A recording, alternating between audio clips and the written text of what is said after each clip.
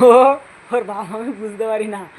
ও এখান থেকে হেঁটে ওই পাশে যায়, যে আমি যদি ওই সাইড থেকে একবার যদি ফিরে, ও আমাকে দেখলেই ছুট। কি অবস্থা এ!